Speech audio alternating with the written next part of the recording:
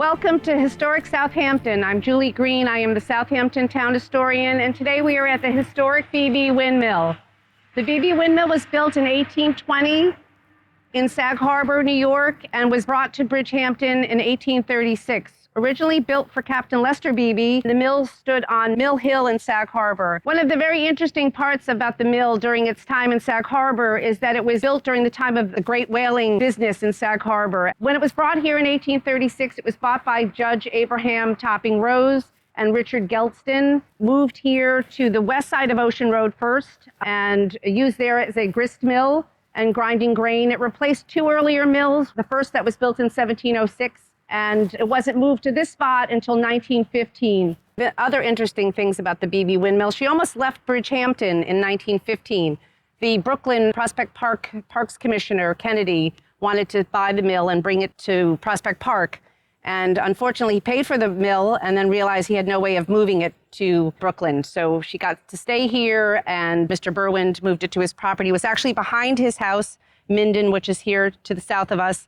And it was in his orchard. And in 1935, after he passed away, his widow gave the property and the mill to the town. And we've been able to enjoy it since then. In 1978, the mill was given a National Historic Registry. It's a landmark.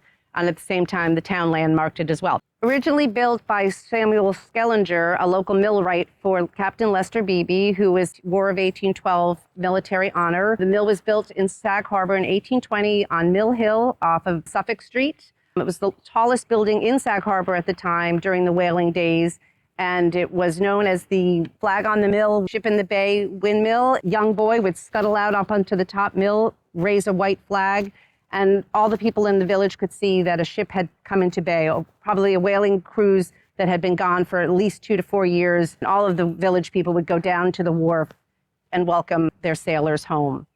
So I will bring you inside and we can take a look at some of the owners of the mill. Okay, so now we're inside the historic Beebe Windmill. One of the unique features in this windmill is that it has 3 doors.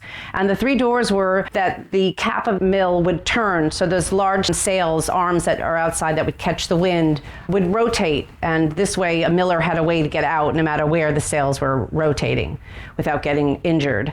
Also, what's really interesting in this mill, with a lot of this stuff is still historically accurate. Some of it has been restored. You'll notice up here, there are some names. We've got L.W. Seabury, we have Charles T. Spencer, and their dates. And these were some of the millers that would be working in here. As a miller, you were given a certain percentage. I think it was 10% of whatever you ground. So you would be able to either sell that to somebody else or you would keep it for yourself. The miller's job was to mill, so he wasn't necessarily out farming all the time. So he would get his percentage in grain that he ground for the local farmers. And the milling system and just about all the different trades that were here in Bridgehampton and Southampton town were established so that you could have communities.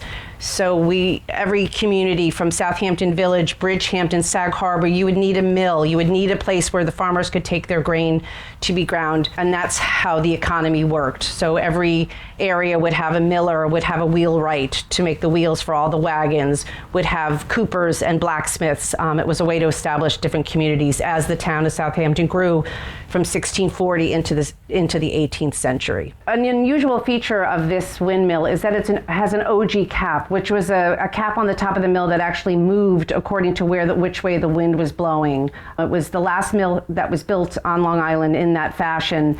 And the millstones are right above my head, and all the gears that are part of the sails as they rotate around outside in the wind turned all the gears, which then turned the millstones, which actually ground the grain. And the grain actually came down through these pipes into these bins to my left and right. Some of the mill has been taken apart a long time ago. In 1882, this was turned into a steam mill, so it no longer relied on the wind.